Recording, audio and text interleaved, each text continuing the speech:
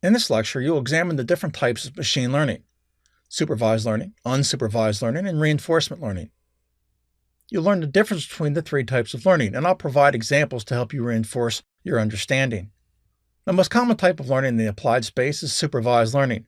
In supervised learning, computer code that looks for patterns in data seeks to build a model that can make predictions.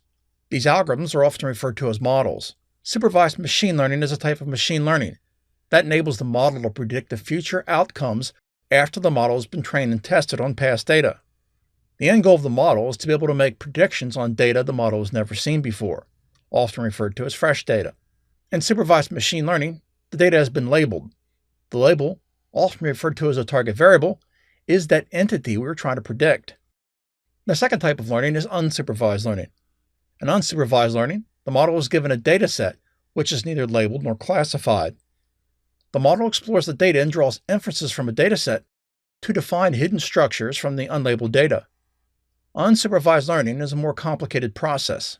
One of the most popular approaches to unsupervised learning is clustering.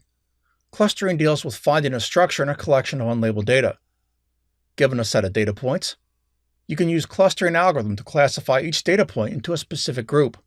Ideally, the data points that are in the same group should have similar properties, while the data points that are in different groups should have dissimilar properties. A cluster is therefore a collection of objects, which are similar between them and are not like the other objects belonging to the clusters. The third type of machine learning is reinforcement learning. Reinforcement learning is training by rewards and punishments. Unlike supervised and unsupervised learning, the model learns from bad experiences and then adjusts itself according to the environment or task it's been assigned to. Reinforcement algorithms are not given explicit goals. Instead, they are forced on learning goals by trial and error.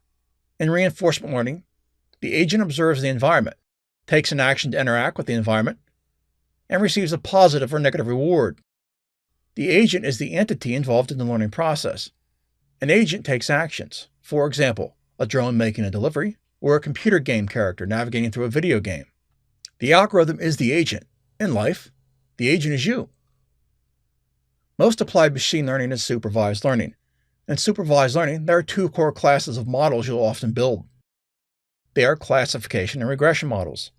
Classification is used to categorize different objects.